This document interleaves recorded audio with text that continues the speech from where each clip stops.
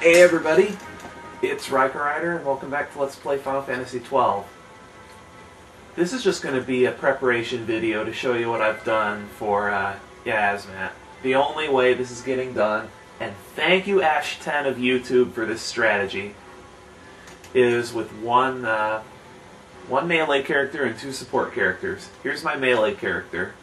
I'm using Masamune and Genji gloves since I'm not going to bother chaining Bombshell for Yagyu Darkblades, even though it's the best weapon to use against him, because I don't want to put myself through any more hell than I need to. My first support character, well, both of my support characters are wearing similar equipment. The Sage's rings are to cut down on MP usage since you don't need bubble belts until phase 3 of the fight. And since Yiazmat is weak to Dark Element, just using Dark Shot for this. I'm going to have a similar setup on my other three characters. They're in for backup in case something happens. Since I think it's one of his moves, Cyclone, inflicts stop on your entire party, you'll want to have a stop gambit on all your characters. And that's the reason for having that over a revival gambit. Your melee character is going to cast Bravery and then Berserk on himself and just go nuts.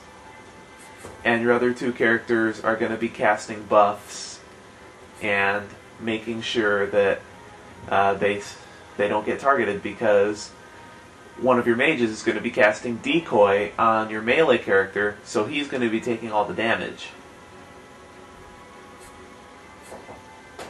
He will die at some point. Mainly due to some of the gay shit that this boss does after the first 25 bars of HP. But yeah, this is a pretty simple setup. Curing stop should be your #1 priority simply because of how devastating it can be. You also need certain items. Make sure you have 99 remedies and 99 Chronos Tears, because those are going to be your main sources of status cure in this fight.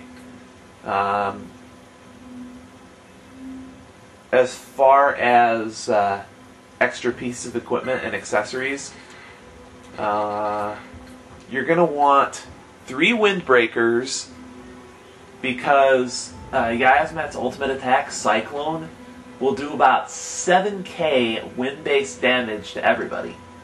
So if you equip...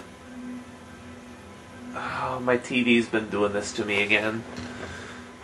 Be right back. Okay, as I was saying, you need 3 Windbreakers when he goes to do Cyclone, as that'll cut the damage in half. And since it's magic-based damage, it'll reduce it to about 4k. You're also going to need 1 Mirror Mail. I happen to have 2, but you only need 1. This is to, I'll explain the purpose of this when I get to the accessories. There are a bunch of accessories you're going to need to buy as well. You're going to need 2 ruby rings.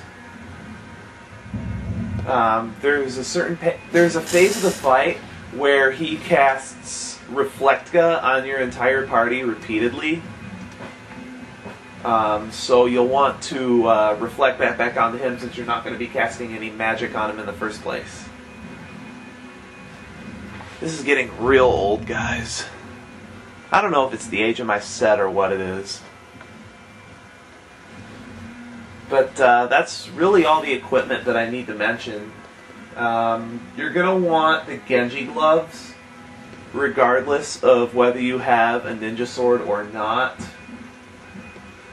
If you have the Masamune or any ninja sword, you're going to want to equip Genji gloves to increase the combo rate. Bubble belts are a given. You'll want one for each party member because of Yiazmat's Berserk phase. So yeah, pretty much the strategy is to keep all the damage onto your melee character, who is going to tank the living shit out of this boss, while your other two characters cast buffs and heals to really keep you alive.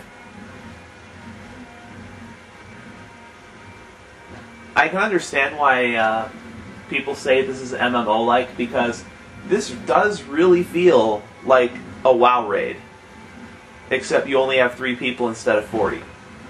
And yeah, I'm really getting sick of my set. I have another one floating around somewhere, but I can't seem to get the setup working with it. So I am going to see you at the Coliseum, which is where Yiazmat is, next time on Let's Play Final Fantasy XII.